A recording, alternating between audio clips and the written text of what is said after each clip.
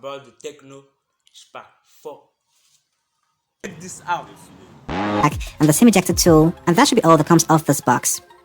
When it came to setting up the Spark 4, it was pretty straightforward and took roughly 2 minutes to have everything up and running, ranging from connecting to my home Wi-Fi network, setting up my Google account, fingerprints, pattern, and the face unlock, as these are readily available on the smartphone. Now, while taking a closer look at the Tecno Spark 4, you for sure recognize the design trend here. Same thing as a lot of devices including the Tecno smartphones we have seen lately.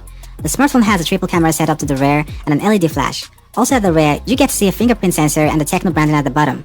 Flipping the device to the front reveals a dot notch housing the 8-megapixel front-facing camera, with the earpiece opening to its top.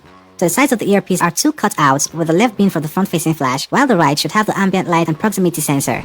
The left side houses the dual SIM tray with a dedicated micro SD card slot, while the right side has the volume rocker and the power button keys.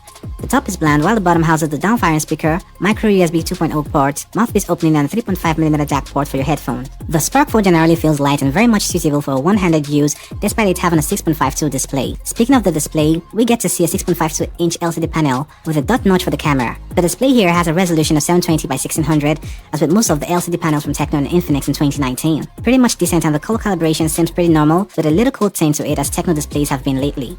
Now let's talk about the camera on the smartphone.